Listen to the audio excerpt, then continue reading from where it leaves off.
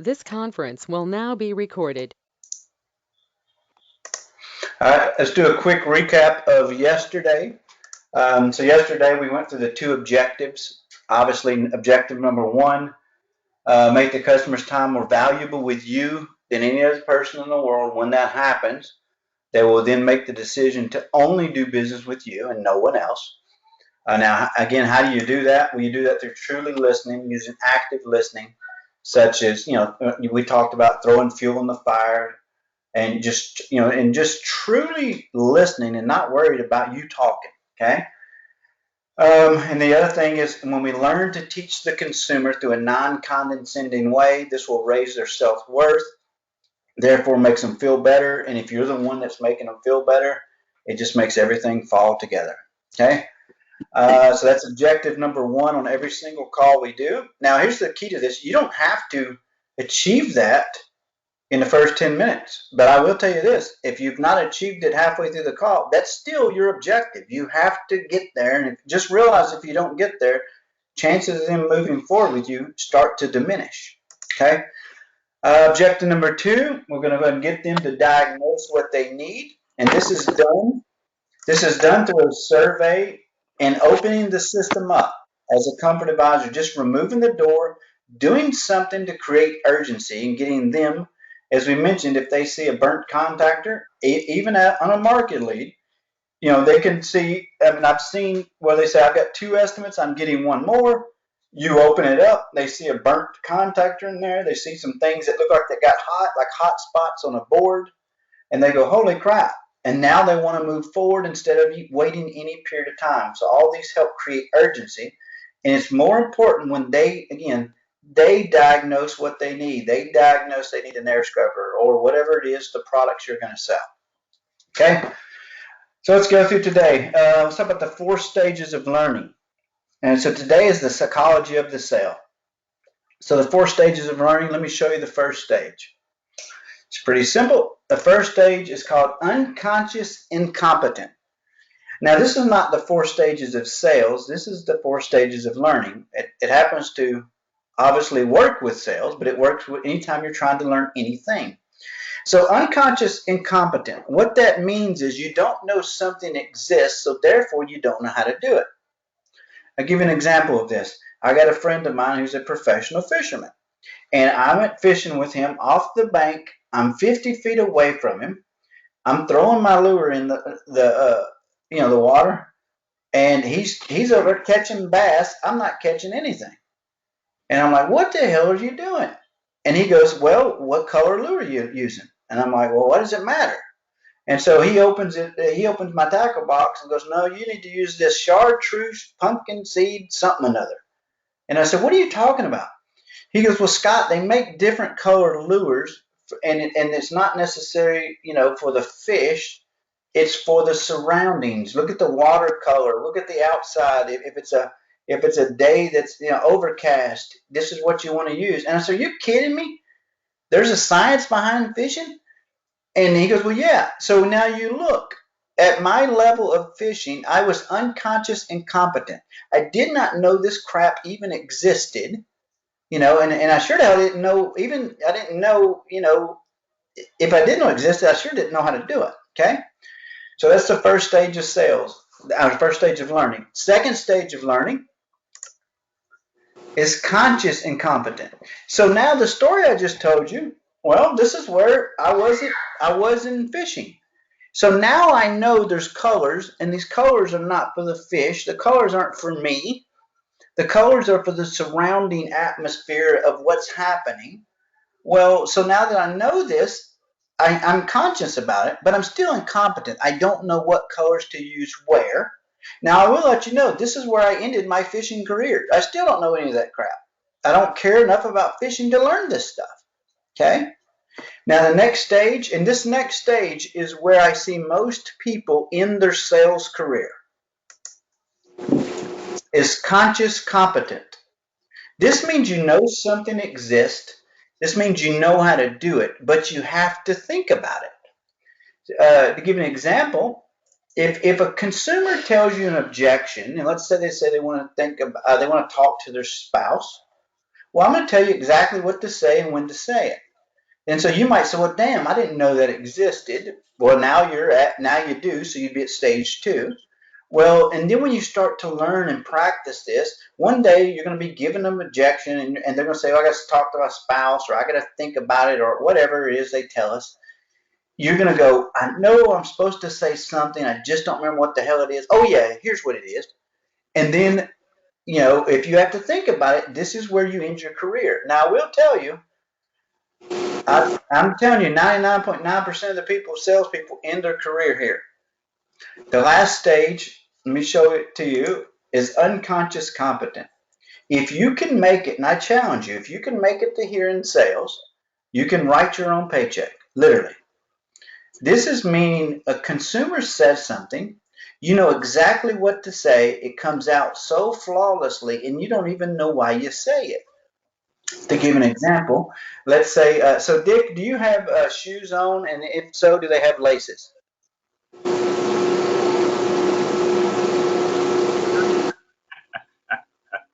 I couldn't. Do you have laces on your shoes? No. I picked the wrong person. Who's got laces on their shoes?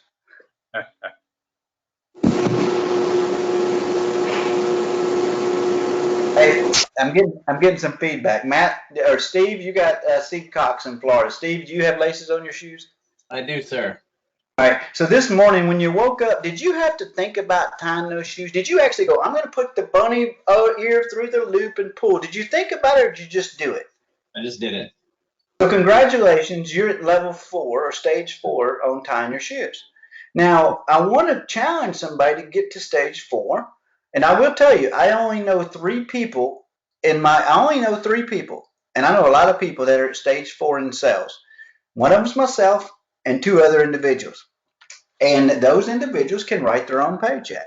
Okay, so I'm going to challenge you. I think it's important that you know this so you make a goal to try to get to this. When a consumer says something, you're now going, here's what I say, and I don't even know why, and I just do it because timing is so crucial in sales. Okay, all right, so let's press forward. We got a lot to cover today. Let's go over. You need to know your personalities. So if you don't know this already, there's 4 major personality traits and I prefer. There's a lot of different personality tests out there. I prefer color code because I'm a visual person. It's just easier for me. So let's go through.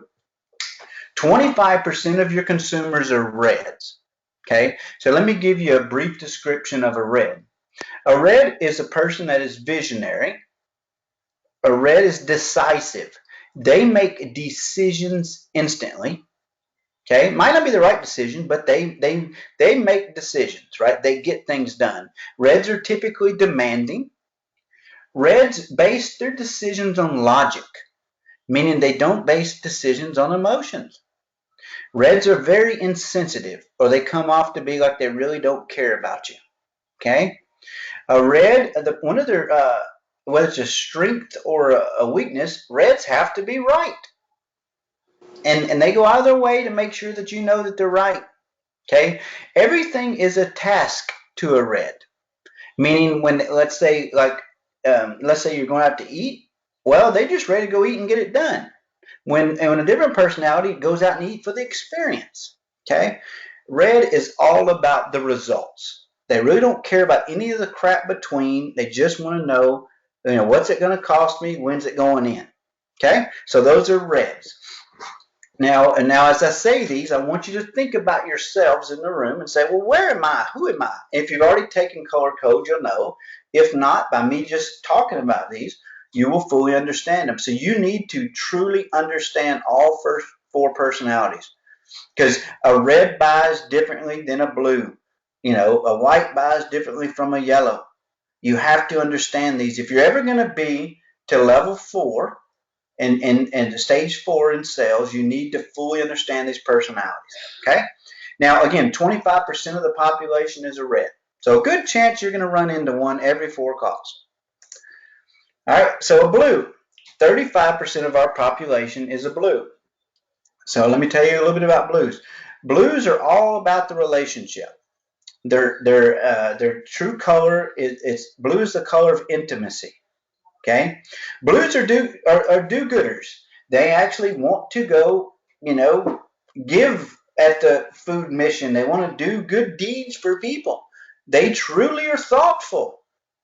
Blues are the most loyal personality you can have, but let me give you the but.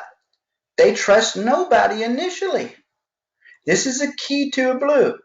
So you hear me? They're the most loyal people you'll have, but they trust no one initially. When they first meet you, everything this blue's thinking is everything that you are personally doing is for you, the benefit of you, right? So they're sitting there thinking, going, everything out of your mouth is to benefit you. They don't trust you.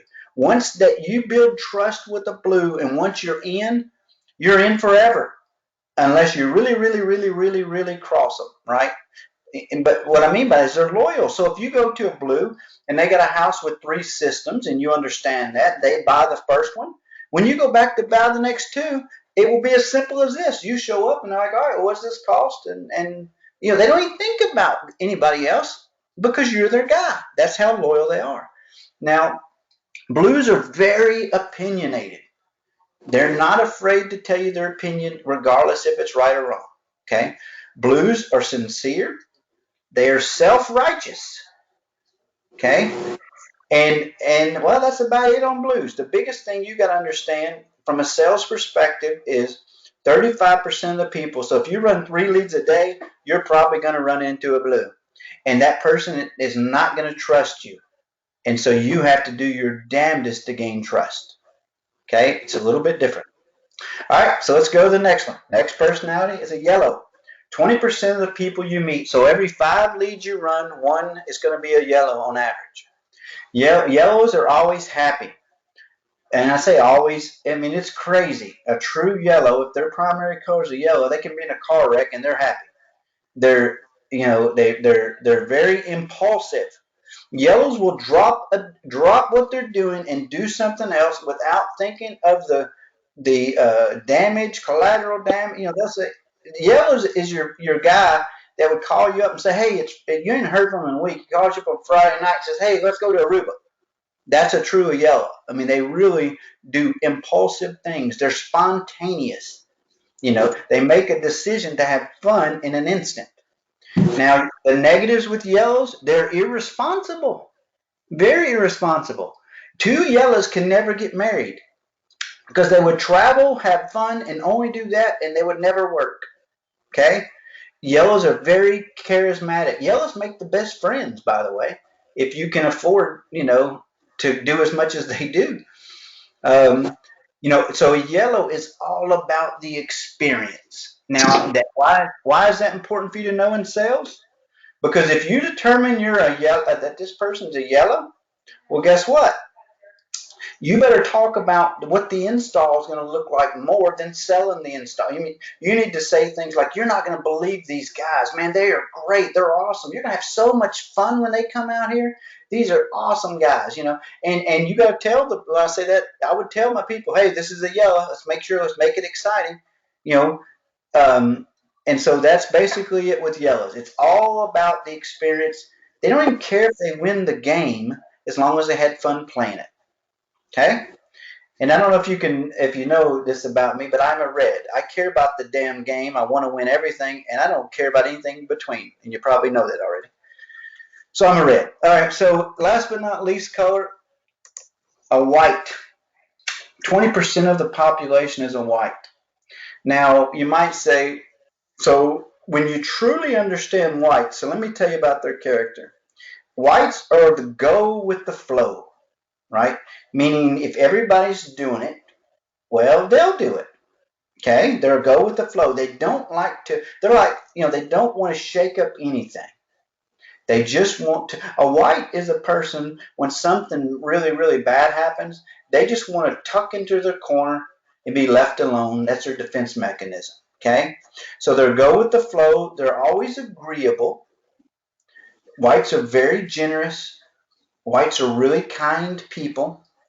The only bad thing that I say that well, there's bad things about every personality. One of the bad things about a white that you have to understand from a sales perspective is they can never make a decision.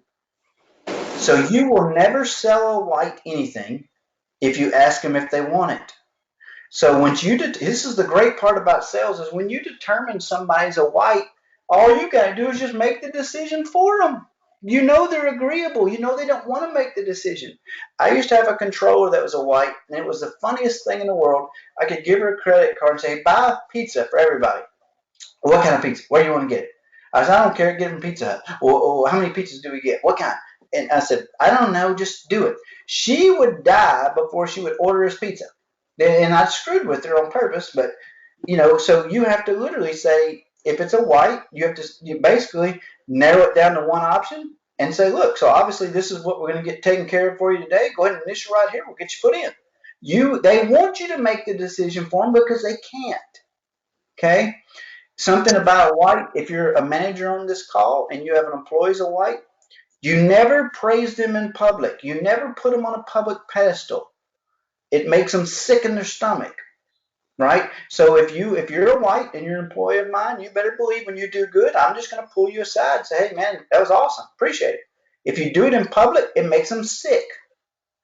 So these are the 4 personalities. So I would like to open it up for just 1 second and ask, and so who have I described here? Like, who would be one person that doesn't mind to tell me what personality do they think they are that I've just described?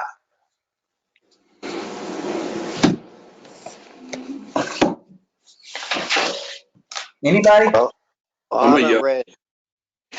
You're a red. Who is that? Michael. Matt, I'm a yellow. Matt's yellow. Okay, so you're all about the fun, right? Hello, And buddy. who said they were a red? Michael. Michael. So you're all about the results, right? It's all about efficiency. You go to the grocery store. You're like, you want to get in and get out and be done with it. Is that correct? That's it. Okay. Who else do we have? I'm a yellow. You're a yellow. Yeah. And you can tell that every time I get on a call with you and I say anything, the very first thing I say, you smile and laugh, which is awesome. Yellows are the best friends to have. Who else? I'm red and yellow. Who's red and yellow? Oh, that's interesting. Your primary is red, your secondary is yellow? It was actually, they were both the same. Oh, and what percentage? 35, 35, or what? I can't even remember. I think it was like 35. Okay, so you're a badass that's funny. Awesome. So, Exactly. all right, well, all right, so cool. So you got to know these personalities like this because if you try to, again, if you ask a white if they're going to move forward, they're not going to move forward. They can't make the decision. If you try to close a blue and you've not built trust on a blue, it's all about, let's get his trust built and really focus on that our entire call. And once they trust you, the blues they can make decisions very well. But only if they trust you, like really, really, really, really trust you. Red's going to be like, how long is this son of a bitch going to be in my house? Right? And so you have to truly understand these. All right, cool. So let's keep moving forward. If you haven't done it, you can go to colorcode.com. You can take these. I think it costs you about $40, $39 a personality. It will by far be the best $39 you've spent. And then, just to show you, the cool thing is you'll learn your personality and how you have to react with others. Just to let you know, to give an example real quick. So Matt, let's say that you're. Well, here, how about this? I'm a red, and so if a red's a leader or a boss, and if he's got a blue that works underneath him, if the blue brings him something that he's done, let's say he brings him a project. Blues are perfectionists. At least they think they are. So therefore, he has spent a lot of time on this, and his lot of time to me is called inefficiency. But yet he thinks he's thorough. Me, I think he's inefficient. See the difference? So if he takes too long, I'm like, what the hell's wrong with you? He thinks he's perfect. Well, when he brings this to you, the worst thing you could do as a red is look at it, because a red made a decision instantly and goes, this is the dumbest shit I've ever said. Or he might look at it and go, this is great. You just killed that blue's, you killed his morale, everything, because the blue, you would be better off as a red walking away, said, hey, let me review this and I'll get back with you. Even though you've already looked at it and made your decision, you would be better off sitting it down for 3 days and then come back to him because he then thinks you were thorough. Okay? So that's why it's important you know these personalities. All right, let's go move forward. We still got quite a bit to cover. 6 persuasion principles. All right, now these we got to incorporate the ones that you feel comfortable, if not at least 5 of them throughout your calls. Now when I do this, I make these things habit forming, so you're uncomfortable if you don't use these. So let's go through the 6 persuasion principles. I'm going to tell you how you use them on the call. Okay? Authority. We believe what trustworthy and credible experts say. So Dick, you have to know, and Matt has to know. Here's what's funny about authority. It says we believe what trustworthy and credible experts say, unless they're telling us they're the ones that they're credible. So if I tell you, if I show up at your house and I say, hey, I've been doing heat and air for 50 years and blah, blah, blah. I haven't been, but 28, whatever years. So if I told you I've been doing it this long, I'm really good at what I do. Well, blues at this point aren't going to believe anything I've said. But what happens is that majority of people might not believe me, or some might, whites will go along with it. But the minute our sales lead coordinator tells us that you're the expert, somebody believes it. So the cool thing is about the authority principle, it doesn't matter who tells you this as long as it's not the person who it's about.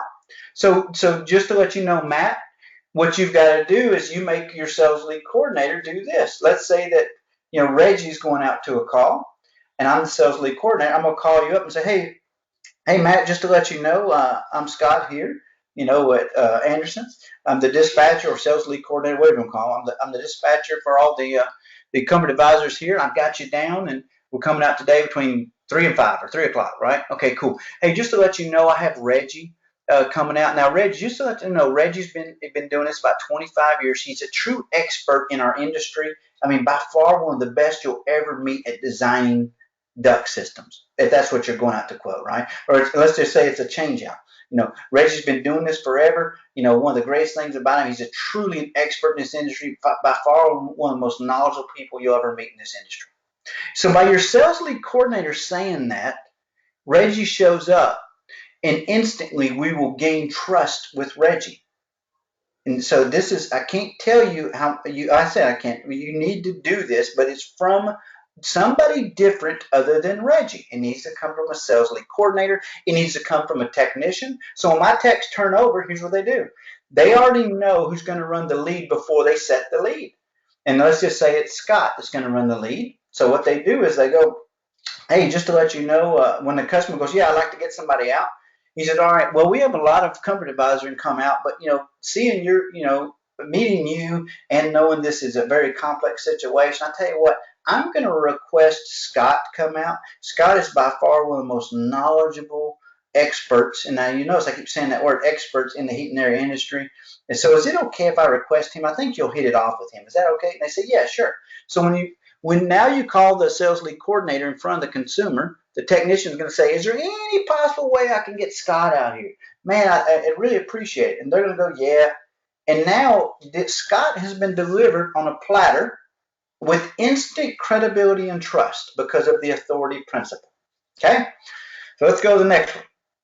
This is my favorite one, the liking principle. So I want you to look at this third word here. We are forced to like people that make us feel good and do things in our best long-term interest. I'm going to read that again because I can't express how much this principle works. We are forced to like people, right, that make us feel good and do what's in our best long-term interest. So how do you do that? Now, obviously, you've already heard me say when they're talking about themselves, it's about their experience. And I'm like, are you kidding me? Oh, wait, my gosh, amazing. I'm throwing fuel in the fire that we talked about yesterday. And that gets them feeling good and stuff. But if you noticed, do things in my best long-term interest. If you can combine both of these, you make them feel good, and everything out of your mouth. Here's the way I always tell people, your customer's heart is at the top of the ladder. Everything out of your mouth has to get you a rung up the ladder. If it doesn't, don't say it. It's just wasted. It's wasted words. So how do you do that? So I train myself to where I'm uncomfortable if I don't do this in my people. Ready? I want you to call the customer smart 5 times a call. Now, you notice yesterday when I told you you teach them to a non-condescending way, it gets as simple. Some of the times it's as simple as that. You go, so I know you're already aware of this, and then you just say what you want to say. That's a way of calling them smart. Okay, so that's going to make them feel good. And from a technician perspective, here's what I would do. I'd say, look, so Dick, this is the compressor. As you know, it's known as the heart of the system. You heard me say, as you know. That I've never had a consumer go, Scott, wait a minute. You think I'm smarter than I am, so quit doing that. That doesn't happen. By me going, as you know, this is the heart of the system. Blah blah. You're actually feeling good. I'm not. You're learning in a non-condescending way. And then I would say, now, Dick, as you're aware, this is the capacitor or the pacemaker of the system, right? It kicks the heart in. Your heart's in really good shape. It's just not turning on. What do you think it is? And he's gonna go, it's a pacemaker. This is from a tech perspective. He's gonna say, what's this pacemaker? Well, dang, I can't believe, you just make a joke. Oh my God, you're a heat and air technician. If you roll with me, we get a lot of things done. So you want to call them smart some way, form, or fashion 5 times a call. Now, you might not have to do it 5, but you've got to do it no less than 3 for this principle to start to kick in. For this persuasion principle to start to kick in, I mean, there has to be consistency. You tell them they're smart once doesn't work. Okay?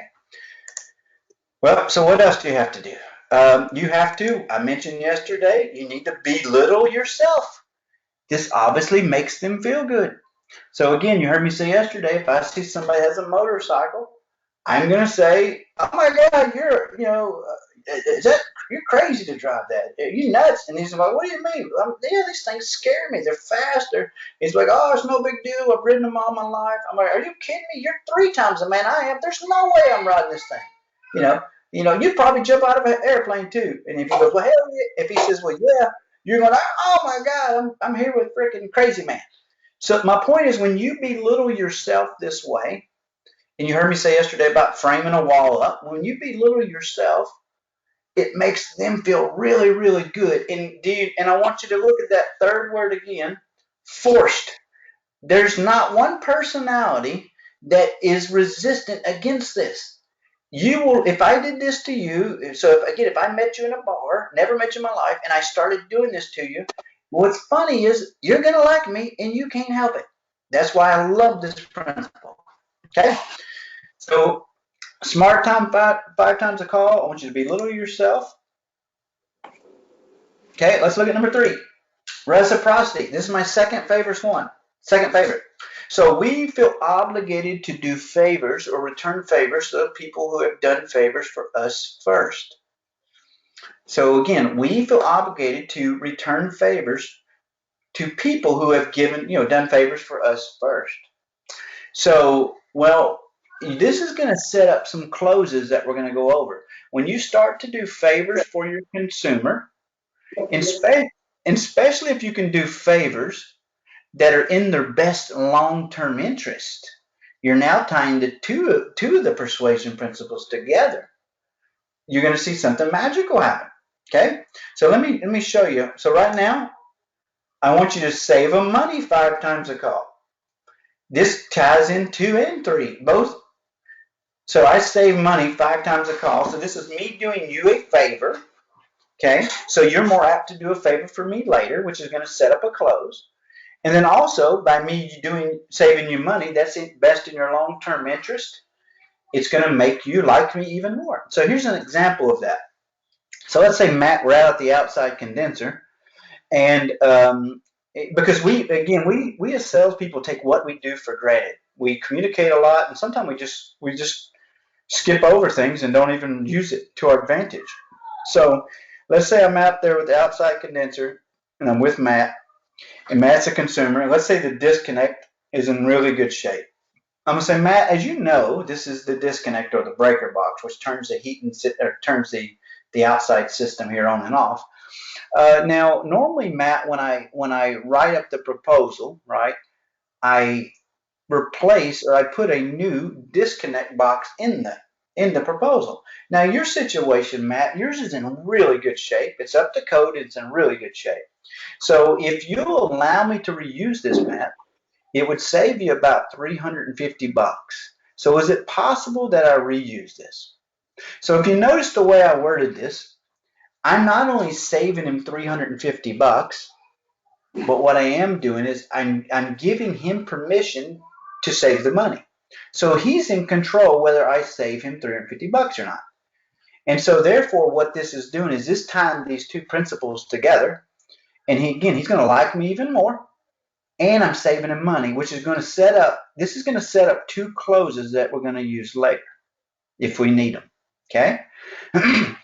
So you want to do this around at least 3 times a call, probably no more than 5, but I always tell them try to do it 5 times a call. Same thing, concrete pad. I can say, man, this pad's in really good shape. Yeah, normally I replace the pad, so again, if you allow me to reuse this, when I save you about 600 bucks, is that okay? He says, well, yeah, that's fine. That'd be great, Scott. Appreciate it. Cool. He's now seeing $600 in savings. He's now liking me. It's in his best long-term interest, and he's now going to be more apt to do me a favor. Okay? So let's keep pressing on through these. All right. I want you to use the word help, H-E-L-P, 5 times a call. As a matter of fact, I want you to get to where you introduce yourself, and this is in your first sentence. This is going to trigger, again, reciprocity. And this is going to trigger 2 closes that we're going to use if we need them. So when you show up, I just want you to say, hey, name's Reggie. I'm with Anderson's. I'm here to help you however I can today. Okay? Just use the word help in your very opening sentence. And by doing this, if you help them 2 or 3 more times a call, and you're going to notice that when we go over the closes, this word help is scattered all through them. Because, again, this is going to trigger the closes, some of the closes that we're going to be going over. Okay? All right. Let's see. Now, let me just stop right there. It's a lot of information quick, and that's why we record it. So let's open it up to, does anybody see themselves doing some of this stuff already, and maybe they didn't notice why? And, maybe you do this and you don't even notice it. Is that happening with anybody?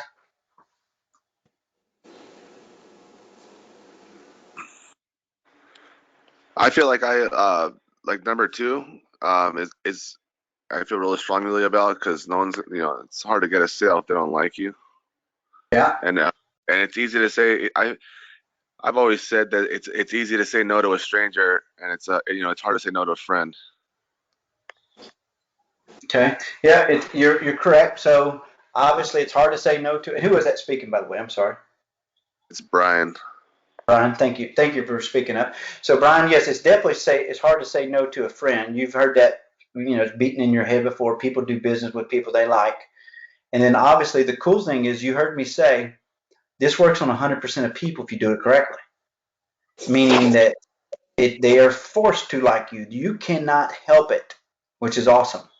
All right, who else sees herself doing any of these so far? Yeah, I agree with Brian. I do the same thing. Who is this? Brent. Brent, sweet. And so now, obviously, y'all can probably see how the authority works, the liking. And so the 2 most important, you can still make a sale without authority easy, okay? But the 2 and 3, did you hear me say my number 1 and my number 2? These are by far my most important that you have to do on a call because they, to y'all's point, they need to like you, right? And then not only that, we're going to set up 2 closes if we need them. And so basically, as we do favors for you, they're going to do a favor for us at the end of the call. It's pretty sweet. All right, so we'll press on forward. All right, let's see. I've lost my mouse. There it is. Okay, commitment. Okay.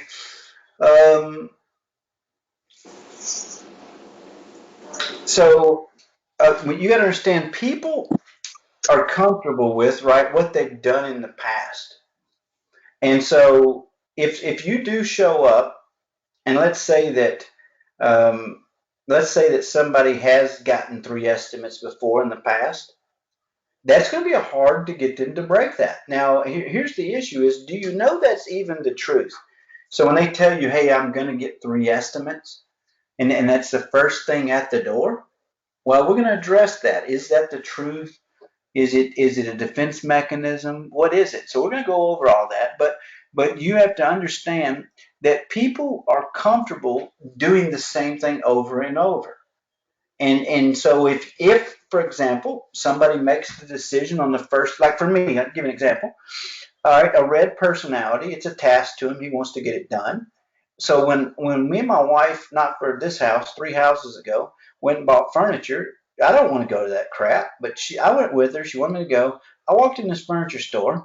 I'm about 30 feet in the store, and I said, "Hey, you like that couch?" She said, "Yeah." I said, "Hey, come here." Person walks over and said, "Give me that couch. I'll take that matching chair." I said, "What about this kitchen table? Is this good?" And this is the signature crap they put right in the front of the store, and it's because it was awesome stuff, right? And so I just said, hey, yeah, just give me everything here. Let's just do our whole house out of this stuff. And she's looking at me going, what? She said, look, there's a store across the street. I had another one I wanted to go to. I said, why in the hell would I want to go to another store when they got furniture here? So I'm comfortable making decisions that quick. That's a red. That's what they do. You have to understand, if if it's not a red, right, and they want to shop, you have to understand it's going to be hard for you to get them out of that. And so how do you do it? Well, you got to have a lot of trust, right? You have to have risk free. There's closes called risk reversal closes. There has to be a lot of reasons. So this one here is one that I just want you to understand is probably the hardest ones to even figure out. Okay, but it's still there. All right, scarcity. Now this one here is one that I use every single day, and it's not because I try to use it. Just as we talked about the 4 stages of learning, I don't even think about why I do it. I just do it. It just comes out. So we value commodities, obviously, that are not in abundance. When you think about this Corona situation we're in, well, what happened with toilet paper? Right? People thought it was going to disappear, and before you know it, everybody's buying all this toilet paper, which is just ridiculous. So, the way the scarcity principle works. Now, I really don't use it much in heating and air. And I say that I don't use it on every call, but I will use it as it comes up. To give an example, like right now, depending on where you're at, and well, I say where I know where you are at, but think of it like this: in certain parts of the areas, when they locked up and they wouldn't they stopped new construction. Well, a lot of people started using scarcity, right? Meaning in their daily conversations with consumers. And so let's just say it was a maintenance product that there were technicians presenting, maybe changing a capacitor that's not broken, but it's just could break in the future. Well, the normal consumer say, well, I might just wait till it breaks, and some people are going to say, well, let's change it out now. Well, scarcity, an example of that with what's called a walkthrough close would sound like this. Well, so what I know as of today, we can still run service calls, right? Could you imagine if they actually not let heating and air guys run service calls anymore? Wouldn't it be terrible? I mean, because then obviously if this thing failed, well, what happened? You'd be out of air for a while. That's an example of scarcity. Or another example of scarcity is, let's say you have air scrubbers, and these manufacturers, they are running out. Some of them are out because people are selling so many of them. So an example of scarcity would say, look, I know if you're really thinking about this air scrubber, I mean, there was only 3 of them left, and it, obviously be truthful about it, but we only had 10 left, and unfortunately the manufacturers, they're some of them are on a 2 and 3 month wait. Well, that would make somebody go, you know what? Well, I'm going to get it. I'm going to get it now. Okay. So scarcity, again, anytime that there's something that's not in abundance, it does make certain personality traits buy more of these. Okay. I don't use it every day. I get my sales lead coordinator to use authority every single day. I personally use 2 and 3 on every single call. Again, these 2 are very rarely used, 4 and 5. So let me go through 6.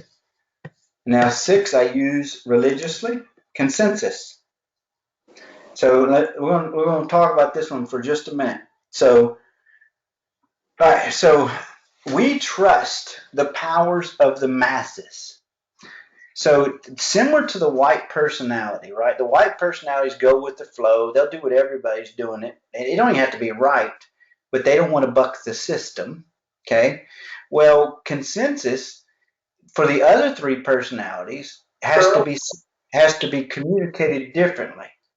Meaning whites do this naturally. You could say to a white and said you could in the middle of your presentation, if you know they're a white, right? Somewhere through it, you could say, yeah, well, most of our consumers at this point, due to what's going on with this, COVID situation or Corona situation, most of our consumers now are putting in an air scrubber, which is a device that, puts hydrogen peroxides into the air and blah, blah, blah, blah, blah. So you saying just that to a white will, now again, the white won't make the decision to purchase it, but by you just saying that, you find out they're white and you just saying that, well, now when you write it up with an air scrubber, again, all you got to do is say, so all right, well, go ahead and give me your autograph here. We'll get you taken care of. We'll get you put in tomorrow, whatever. And a white will be like, okay, because that's what they do. So 20% of your people. So if your closure rate ever drops below 20% on a market lead, you're really screwing something up. Okay. So now let's talk about the other three personalities with consensus. They have to have, especially, let's talk about a blue. A blue has to have evidence. So Matt, right now, do your people have books, any kind of testimonial books with your 5-star reviews? Do you have pictures of anything? Yeah, we have brag books, and the testimonials. We have them really kind of specific to the person that's out at the house. So letters from them. We have a questionnaire that's sent out. When it's filled out specifically with somebody's name, like Kathy or Eden, it's they have it in their folder. Okay. So cool. So yeah, what you'll do is so just to let y'all know, so if I sold a system myself, obviously, I gave a lot of little trinkets and presents to try to get referrals and everything. But one thing that I always wanted done was when the installers came out, I said, look, I want you to understand this person is having they're having somebody join their family today, and that thing that's joined their family is a new heat and air system with all this widgets.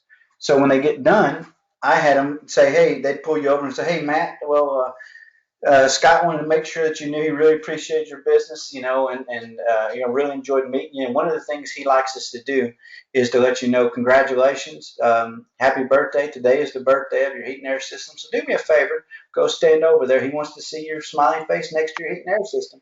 And so I had my installers take a picture of the consumer next to their heat and air system. Right? So if it was a furnace, I got him to take a picture next to it so you could see the air scrubber installed and yet tell them to smile for the picture. So when I created my testimonial book or consensus, right? This book. So if I got to your house and you're a blue, you better believe this book's coming out. If I got to your house and you're a red, you don't need the damn book.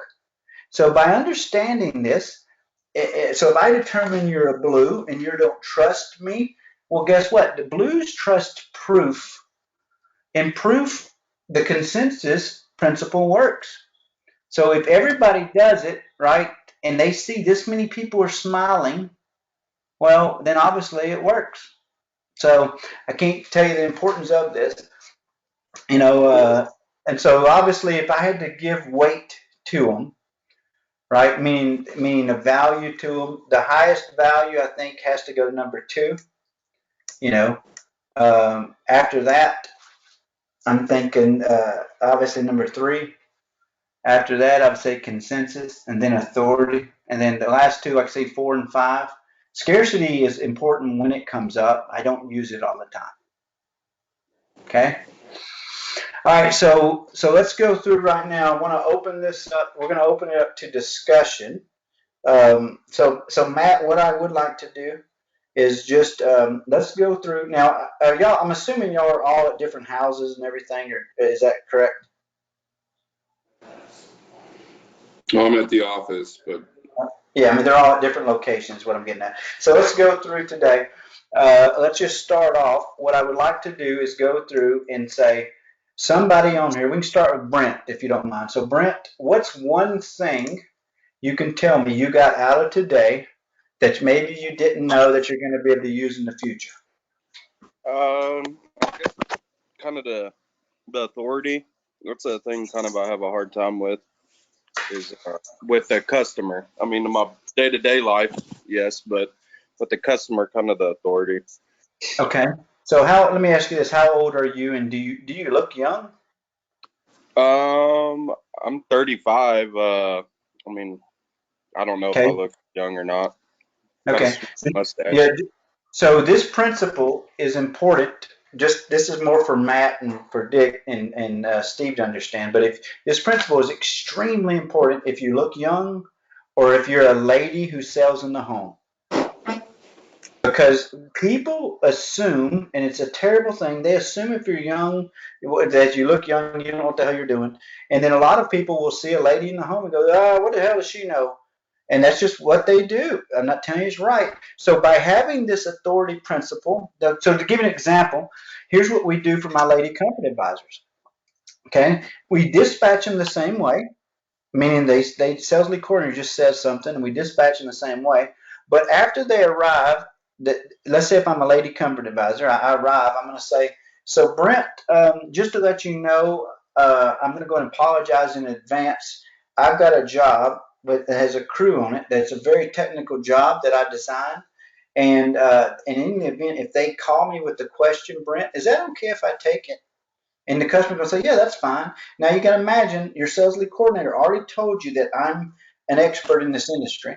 So now the phone goes off here in like 3 minutes, and I answer it on speakerphone, and it would sound like this: Hey Scott, or hey Dana. I'll act like I'm Dana. How about that? Hey Dana, this is Scott. We're out here on this job, and I got a few questions to ask you. Now this line set is 3/4 and it runs about 100 feet. And I know the system, I know it'll work, but code wise, does this thing need to go to 7/8? And I'm just making this up, but we'd ask a technical question, and then our lead, or I'm sorry, our lady salespeople or our young salespeople that look young would answer it. And they'll say, well, that would work, but it'd make the energy bill go higher. So no, you don't want to do that. Just take the extra time, do it the right way. I need it to go to 7/8 or whatever. And when they hang up, this person now goes, holy crap, I got the right person in front of me. Does that make sense? Yeah. Okay. So thank you for bringing that up, Brent. So Brittany, let's go to you. What's one thing you got out of today's call that you think you could use going further? I would say the colors because I never thought about that before. We took the color tests, all of us when we got hired, so I know what I am, but I never thought about thinking what color people were when I was in the home. Okay. So yeah, you understanding that will probably change your paycheck if you really do it. I say more, it will be in the top 10 for sure. So what color are you personally?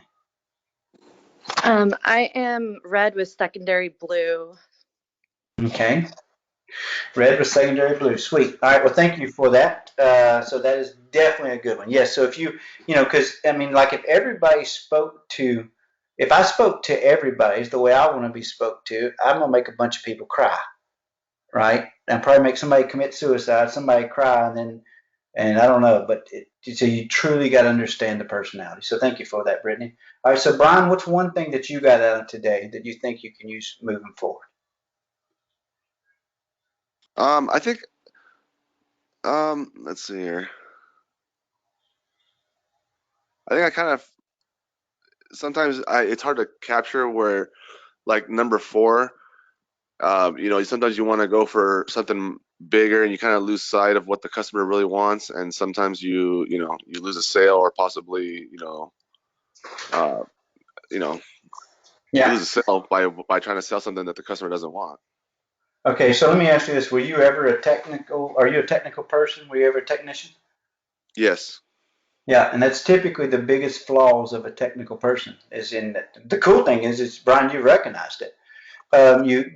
You're very technical, you like stuff, and you'll want to force your opinions on people more because, well, shit, you feel like you know more than it. And so I'm glad you noticed that, because you notice that's why it's important when we do this survey for y'all's company that we master it. And just, I mean, your job is just to give them the information, make them feel great about the experience, right? And let them design what the hell they want. And if you can do all that with everything else I'm going to show you, everybody's going to make a bunch of money. So cool. Thank you for that, Brian. All right, let's do it. Let's do a few more. I just want to see where everybody's at mentally. So we got Chris. Chris, if you don't mind, Chris Booyah is what it looked like. So, Yeah, I would say, pretty much number 4, like the tech getting a little too technical sometimes. okay, so you're now doing something which is funny. You're actually doing what's called consensus. You're now answering with the power of the last person. So I want you to say, if you had to come up with one other thing, what would it be? Really, no idea. Okay.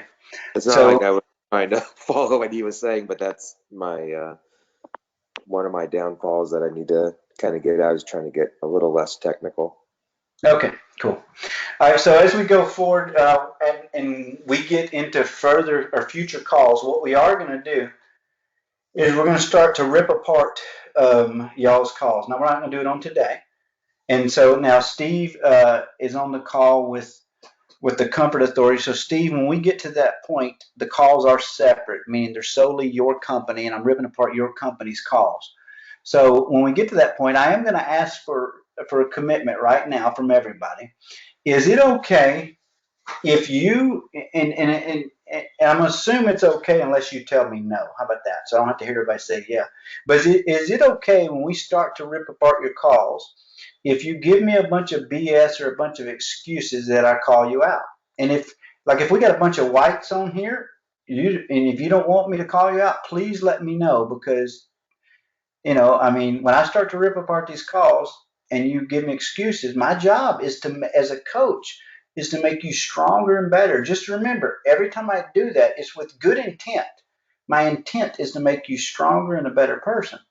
So I'm asking right now, is it okay? And Dick, if there is somebody that is a white that does not want to be called out, right now they wouldn't tell me anyway. If they could tell you privately, or you let me know who it is, so therefore I don't call them out. But is everybody out who has an issue with me that's not a white, right? That has an issue with me maybe ripping them apart in the event if they give me BS excuses? Okay, I guess we're going to assume so. Dick, if you would, or Steve, if you would, let me know if you're people. Like again, I would not want to do that to a white at all. And so, Brittany, just hearing that, so you see that, understanding that a white would blow up in public if I made fun of them in public, would make them freaking fall apart and get sick at their stomach, literally. You see, me understanding that is no different than you on a sales call. If you're on that call, you understand how to control or help that person with their personality. All right, sweet. So, Dick, Matt, Steve, do y'all have anything else? If not, we're done for today. We'll send you this video when we're done. We got a few more minutes if you have just any questions whatsoever. You said you're going to go over our call. How do you get our call? Okay, so what's going to happen, we're only on call 2. That's right. Yeah, so we'll go through day 3. We're going to go through day 4 together as a group. At the end of day 3 or 4, depending on what we get through, we might have day 5 as a group, but probably not. So once day 5 gets here for both companies that's on this call, we will split. And so Matt, what I need you to do is before our meeting 5, which I think our meeting 5 is next Friday. So before Friday, I want you to send me all of Thursday's sales calls, right? Every one of them. Just whether you scan them, send them to me. I just want to see what was presented to the consumer, what what the results of the call was. And so, Steve, I want you to do the same. Whenever yours will be I got to make up your first call, but whenever that next Friday call is, send me your estimates that did not close that morning or the evening before. And then what I'm going to do is pull them up on my screen, and I'm going to pick them apart and be specific. And when they didn't close, so we're not going to generalize anything. We're going to say, all right, well, why did these people not purchase? And we're going to start to rip those apart. And then I'm going to say, well, if you would have done this, what would have happened? And just walk you through it. Okay, so what you want sent then is whatever we write up as we're presenting the call or however we present. Yeah, I mean, you can show me what you write up, and yeah, I'll pick apart that, or you can just send me an email with, like most companies do is they just send me, if they're on Service Titan, they send me what the estimate page is and they move forward or not, and we'll start to rip those apart. Okay, got it. Derek just walked in and he didn't hear the question that you asked a second ago, Scott, about about excuses. Could you ask that one more time? Yeah, so Derek, here's my question. In the event when we start to rip apart your calls, right? I mean, we're gonna rip apart your true calls if you did not make a sale. I'm asking permission. Is it okay if you give me a bunch of BS excuses I call you out? Sure. Okay. All right. Well, thank you very much, Dick. Do you have anything else? Well, hang on a second. No, not really. I think this is great. Appreciate it. Yep. Well, it's my pleasure. Remember this: I'm only successful if you're successful. So, guys and gals, today go out there and let's happy selling, right? Let's do what we can do, and I will talk to everybody again. I believe our next call is Monday, so I will talk to you then. Sounds great. Thanks, guys. All right. Thanks. Y'all take care. Bye bye. Yep. Bye. I Over and out.